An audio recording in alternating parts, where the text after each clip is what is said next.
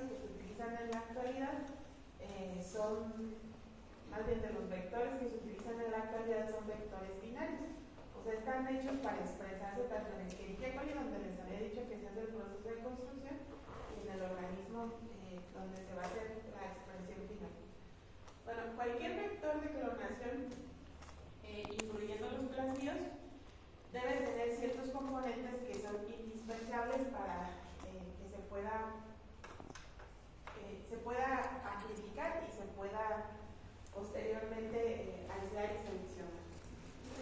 Para que pueda replicarse dentro de la célula, los plásmidos deben tener un origen de replicación. Cuando ustedes eligen un plásmido, lo vamos a ver más adelante, lo primero que deben de saber es dónde van a expresar la proteína o dónde van a insertar el plásmido más bien. Porque dependiendo del organismo debe tener un origen de replicación específico. No todos los plásmidos se replican en los mismos organismos. Eso depende del origen de replicación. Hay plásmidos, por ejemplo, que tienen orígenes de replicación que les funcionan para organismos parecidos. Por ejemplo, hay algunos que funcionan en Escherichia coli, en Pseudomonas, pero no en todos los organismos. Entonces, eso es importante. Los plásmidos son específicos para los organismos. Otra característica que tienen los plásmidos es que la bacteria los va a mantener mientras le aporten una función. Siempre que insertan un gen en un plásmido, es una inserción transitoria del gen. Ocurre un proceso de transformación, pero ese proceso de transformación, a diferencia de cuando se realiza ingeniería genética, es transitorio. Cuando insertan el gen en el vector, se va a expresar mientras el vector esté presente en la célula. Pero mantener un plásmido, sobre todo los plásmidos que se utilizan para los procesos de clonación, es muy costoso para la célula. El origen de replicación también determina el número de copias del plásmido. Entonces hay, por ejemplo, plásmidos que son de bajo número de copias, que son como baratos de mantener para la célula, pero la mayoría no. La mayoría son de números de copias muy altos. Entonces eso le cuesta muchos recursos a la célula y no lo mantiene a menos que lo necesite. ¿Y cuál es la forma de obligar a que la bacteria mantenga el plásmido? Dándole una ventaja, y lo que se hace casi siempre es insertar un gen de resistencia a antibióticos o un gen de resistencia a otro compuesto tóxico. Esos son los marcadores de selección. Como para su bacteria se los quiera. Exactamente. Y siempre que ustedes crezcan una bacteria y tienen un plásmido, al medio cultivo le tienen que poner el antibiótico, le tienen que poner el compuesto tóxico. Porque si se lo dejan de poner, la bacteria lo va a perder. No le conviene conservarlo porque le cuesta muchos recursos. Eso tiene dos funciones. Les permite conservar el plásmido dentro del organismo y también les permite seleccionarlo. Ustedes van a saber, después de que hagan la transformación, cuáles bacterias incorporaron el plásmido y cuáles no. Si los crecen, por ejemplo, en un medio con ampicilina, solamente van a crecer las bacterias que incorporaron el plásmido. Las bacterias que no lo incorporaron, no. Pero van a ver que la mayoría de las veces incorporaron el plásmido vacío, entonces no es suficiente esta selección. Los plásmidos que tienen un promotor se llaman vectores de expresión. La mayoría, de hecho, no creo que haya visto alguna vez un vector que ya no tenga un promotor. Sirve para expresar los genes. Y aquí otra vez acuérdense. El origen de replicación les dice si el plásmido se multiplica, o sea, cuántas copias van a tener ese plásmido, pero no tiene nada que ver con el proceso de transcripción de su gen, nada que ver. Ustedes pueden multiplicar un plásmido en Escherichia coli que tenga un promotor para plantas, porque solo quieren multiplicarlo, pero el promotor está hecho para expresar la proteína en condiciones específicas. El promotor les dice cuándo del gen se expresa, dónde se expresa, cuándo se expresa, les dice todo de la expresión. Entonces, todo el proceso de expresión de la proteína o del inserto depende del promotor y es completamente independiente del origen de replicación. Y todos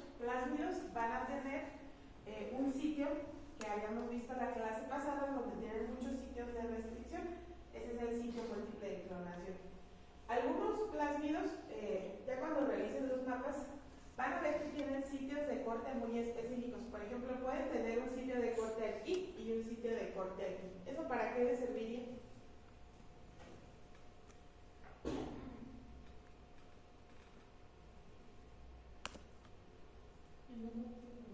Si tuvieran un sitio de corte a propósito, aquí y aquí, ¿para qué les serviría?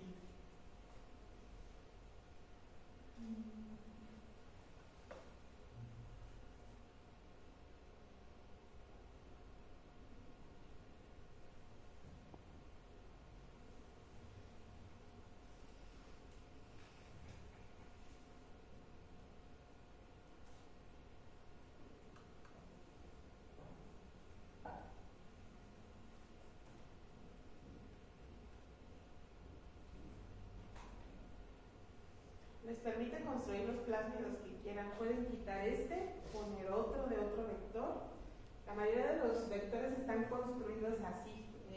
Son como Frankenstein, tienen fragmentos de muchos otros y esos fragmentos están delimitados por sitios de restricción. Eso les permite tomar cualquier elemento que quieran de este plásmido sin necesidad de amplificarlo, solamente porque los plásmidos se mantienen muy fácil. Es tan fácil, sería tan fácil como aislar el DNA plasmídico y cortarlo con enzimas de restricción. Ustedes obtienen el fragmento en vez de amplificarlo y todo eso. Entonces van a ver que cuando vean los mapas de los plásmidos reales tienen muchos sitios de corte y la mayoría están distribuidos de manera que puedan sacar los elementos fácilmente. Pero esos no son los sitios múltiples ese no es el sitio múltiple de clonación. El sitio múltiple de clonación generalmente está en medio de flanqueando promotores. Como les había dicho en la clase pasada, para que ustedes decidan bajo qué promotor o la dirección en la que quieren insertar el fragmento. Y otro elemento que tienen todos los vectores es que van a tener sitios de primers. Y esos están en los extremos del sitio múltiple de clonación. El inserto va a quedar en el sitio múltiple de clonación, lo van a interrumpir cuando lo peguen. Y generalmente, después de que se inserta un fragmento, necesariamente se tiene que verificar que sí se amplificó bien y todo, y hay un proceso de secuenciación. Estos primers tienen ese objetivo, son los que se utilizan durante la secuenciación. Cuando mandan secuenciar un fragmento, solamente les dicen cuáles son los sitios de primer que tienen y son los que utilizan en la secuenciación.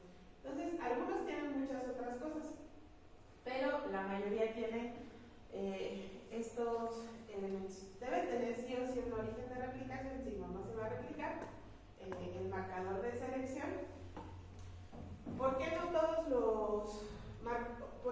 los plásmidos tienen solamente resistencia a antibióticos? Porque ese es solo para bacterias. Si quieren seleccionarlo en plantas, si quieren seleccionarlo incluso en levaduras, tienen que utilizar otras sustancias, no son sensibles a antibióticos. Por eso se maneja como marcador de selección en general. Y bueno, son varias cosas las que determinan la elección de un plásmido. Sobre todo el organismo en el que lo van a utilizar para ver el origen de replicación y el promotor que les interese. Y ya vamos a ver los tipos de, bueno, es en el caso de los plásmidos y de la mayoría de los vectores. Los tipos de vectores más adelante.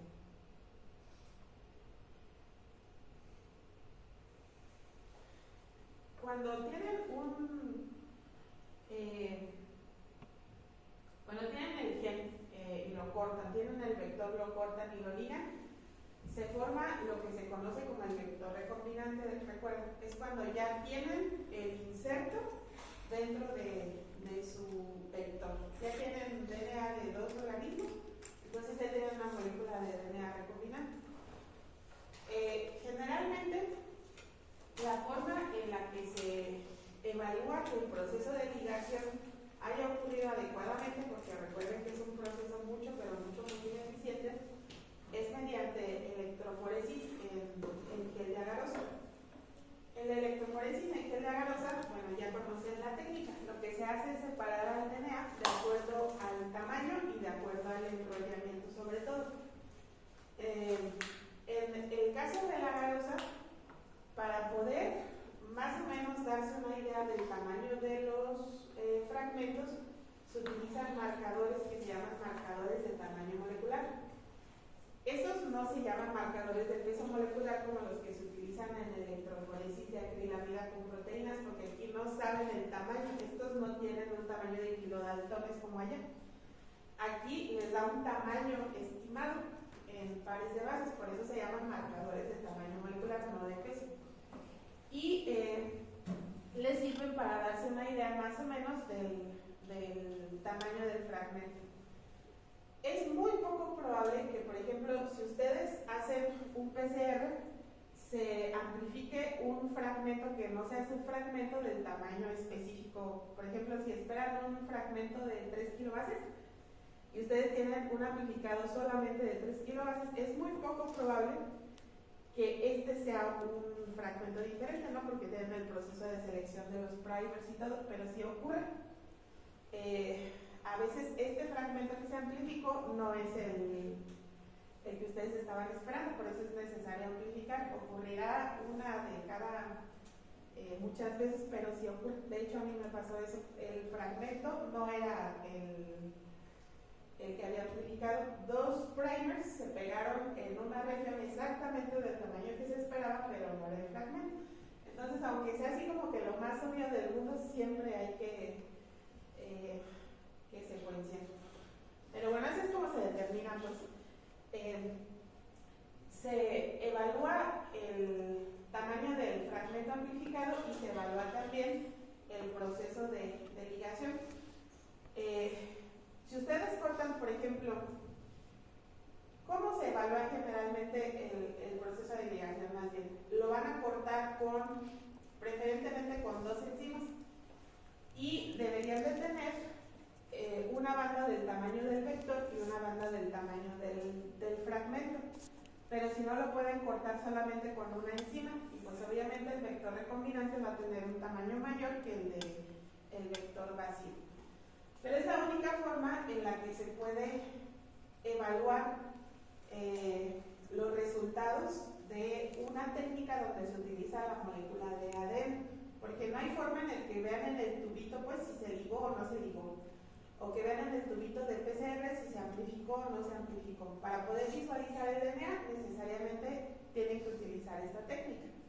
Incluso, por ejemplo, si ustedes hicieran un PCR e hicieran cuantificación de DNA, saber cuánto DNA tienen no les dice nada, necesitan poder verlo en el gel. Por eso es la técnica pues, que se utiliza todo el tiempo para poder evaluar amplificaciones, ligaciones, todo. Se utiliza la electroforesis. Así saben si funcionó o no funcionó la técnica.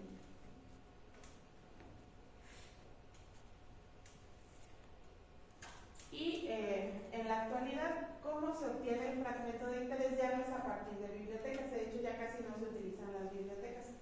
Para obtener el gen de interés se utiliza la técnica de la reacción en cadena de la polimerasa, que como habíamos mencionado, es una replicación in vitro. En la reacción van a tener el DNA molde, van a tener los primers, van a tener una polimerasa que es termoestable y van a tener, bueno, cuando trabajan con enzimas, pues obviamente van a tener el buffer de la enzima, pero uno de los cofactores de los que dependen mucho del rendimiento de la reacción de PCR es el magnesio, que es un cofactor de la DNA polimerasa. E influye mucho en el rendimiento de la técnica de PCR. Es uno de los parámetros más importantes que se monitorean. Y ya habíamos mencionado, en la técnica de PCR lo que se hace es abrir la cadena de DNA utilizando temperatura, permitir que se alineen los primers y después la polimerasa lo que hace es extender los primers amplificando la región específica. Y bueno, aquí las moléculas importantes son los primers. La modificación que ustedes le hagan a cualquier primer se va a quedar en el fragmento amplificado. La reacción en cadena de la polimerasa tiene muchos usos hace mucho más que solamente amplificar fragmentos y ya los vamos a ir viendo. La reacción en cadena de la polimerasa se utiliza para insertar cambios en la secuencia también, porque pues al final los primers se van a quedar dentro de las moléculas de DNA que sintetiza la polimerasa. Entonces, si ustedes hacen un cambio en el primer, pues ese cambio se va a quedar en la molécula de DNA. Bueno, ahí lo que cambia es el diseño.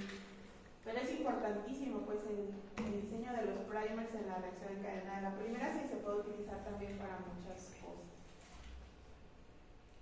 ¿Cuáles son los requerimientos básicos? Una limitante es que se debe conocer la secuencia que se va a amplificar.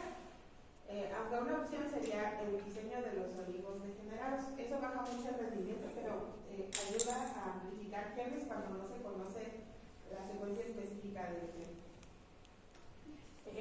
Necesita los primers, la polimerasa y un termociclador, que es el aparato que se utiliza para subir y bajar la temperatura. Es lo único que hace el termociclador.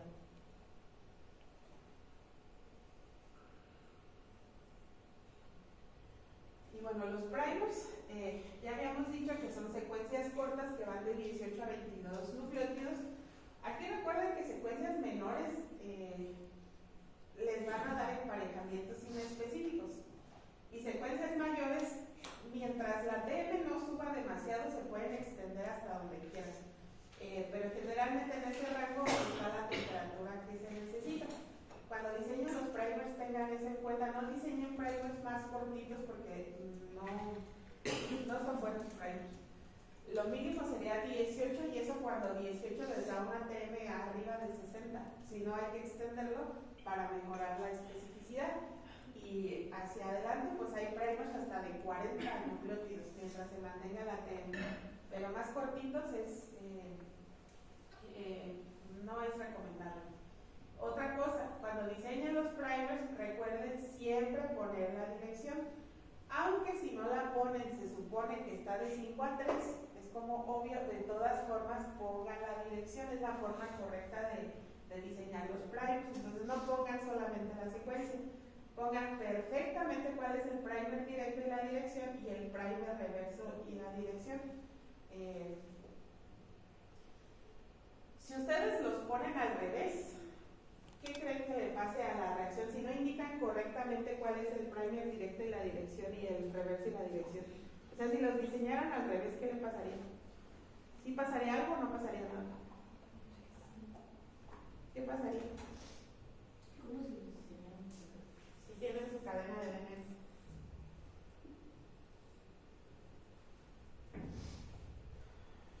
O sea, la importancia pues de indicar la dirección para que no haya confusiones. Los diseñan aquí y aquí, ¿no? Pero si no ponen la dirección, no cambian la dirección, ¿qué pasa? ¿No se pudieron alinear?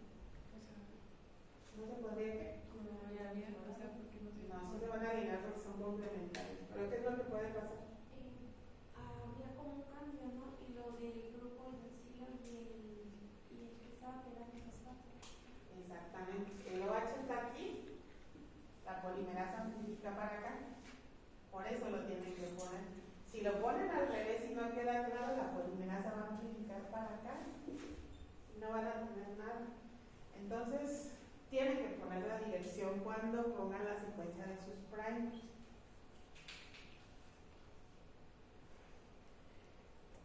Y estos son los que proporcionan la especificidad. Cuando mandan secuenciar a los primers, van a mandar, sintetizar más bien, van a mandar las secuencias. Así el primer directo y el primer reverso, o no importa que no le pongan si es directo o es reverso. Ya con el diseño, uno se va a pegar aquí y otro se va a pegar aquí, pero pues ustedes tienen que saber cuál es cuál. Eso se lo pueden poner en el nombre o lo que sea. De hecho, ellos no les van a preguntar cuál es el directo y cuál es el reverso, solo les van a pedir los pares de primers y se los van a devolver y les van a dar una hoja de información como esta. Y los primers, ¿alguna vez han visto los primers cuando los acaban de recibir? Los primers no vienen en solución, vienen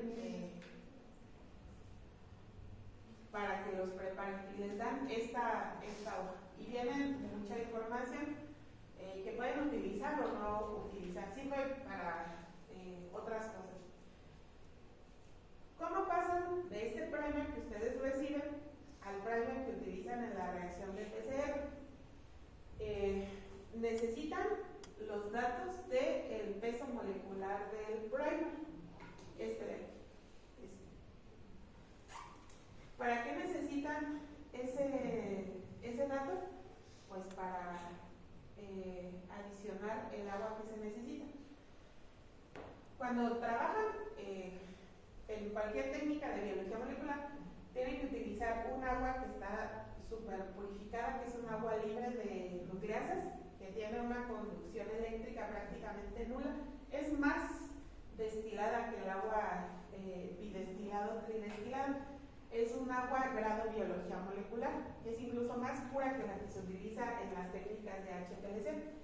Y es un agua que está libre de nucleasas, casi siempre le adicionan un inhibidor de nucleasas, porque las nucleasas pues, causan muchos desastres cuando se maneja con DNA. Y otra cosa, siempre la tienen que esterilizar. Aunque la abran y no la manejen en esterilidad, antes de utilizarla tienen que esterilizar los tubos, las puntas y el agua que van a utilizar. ¿Para qué? Para matar las nucleasas que pudieran estar presentes.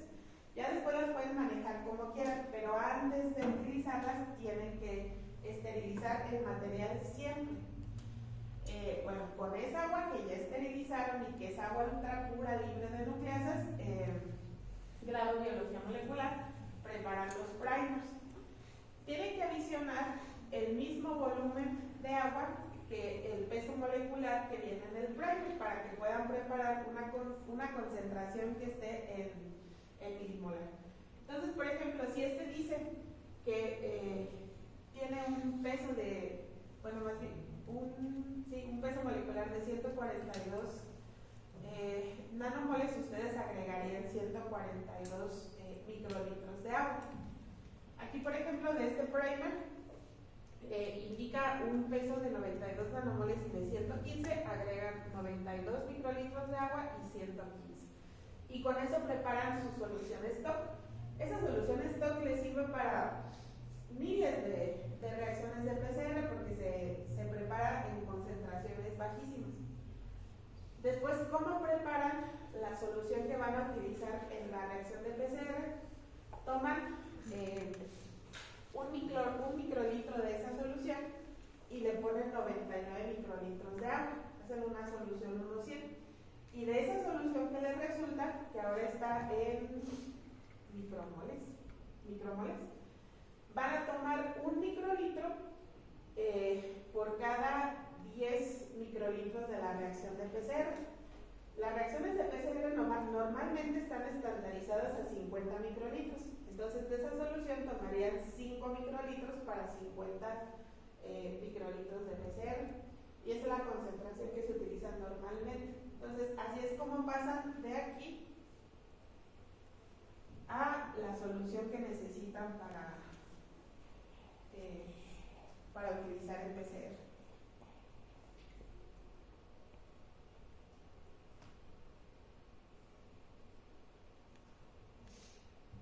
¿En esta parte tienen alguna duda?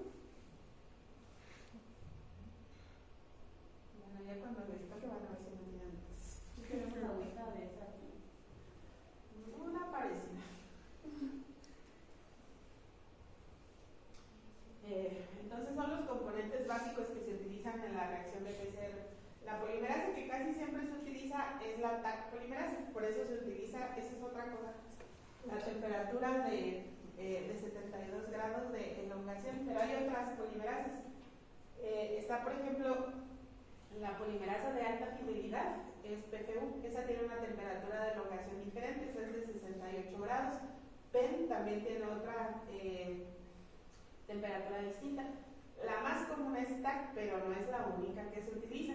Siempre hay que checar cuál es la temperatura que les indica el fabricante a la que trabaja la polimerasa. No todas son TAC, no todas trabajan a la misma temperatura. Y también hay otros tipos de polimerasas. Otra cosa que siempre deben hacer cuando trabajan con PCR es manejar las muestras siempre en lleno. Eso tiene dos razones. La primera, pues, es conservar obviamente las enzimas y las soluciones, pero la más importante es que a bajas temperaturas, muy poquito, pero sigue ocurriendo el proceso de alineamiento de los primers. Y a baja temperatura, los primers se pueden alinear en regiones inespecíficas porque no es como muy estricto ese proceso. Si ustedes no trabajaran en hielo y prepararan su solución, mientras están manipulando, todos los primers se están pegando en regiones inespecíficas. Y aquí tienen que considerar siempre que esta es una reacción exponencial. Entonces, imagínense, si al inicio ustedes, vamos a suponer, tienen solamente una copia de su gen, una copia. Y mientras ustedes estuvieron manipulando, los primers se pegaron en regiones inespecíficas. Uno se pegó por aquí, otros se pegaron por aquí, y esto ocurrió varias veces.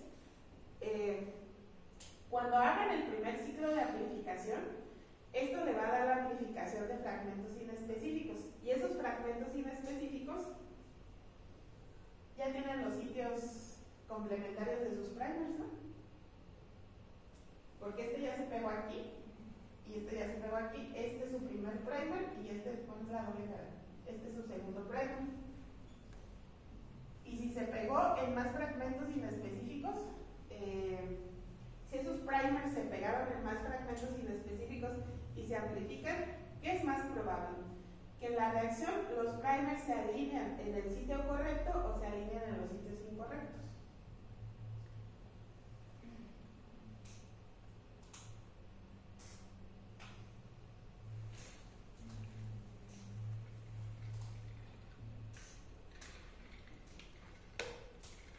Pues en los sitios incorrectos, y es casi imposible que vuelvan a encontrar esta por probabilidad. Los amplificados inespecíficos son inespecíficos para ustedes, pero en realidad ya tienen los sitios de los primers, y eso ocurre durante la etapa de preparación de la solución de PCR. Entonces siempre se debe de trabajar en frío. Hay algunas polimerases que ya tienen un anticuerpo, y eso impide amplificar hasta que se sube la temperatura. Eso disminuye un poco la inespecificidad. Pero bueno, gran parte de la especificidad está también en cómo trabajen, que no dejen que ocurran emparejamientos inespecíficos. Y bueno, todo eso lo van a ver con la reacción de PCR, pero si ustedes alguna vez trabajan con PCR, no basta con que hagan PCR una vez. De hecho, rara vez, y solamente con genes que son muy fáciles, la reacción de PCR va a la primera.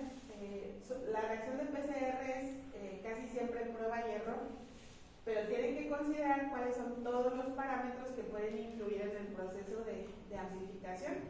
Y pues la primera y la más importante es que hagan una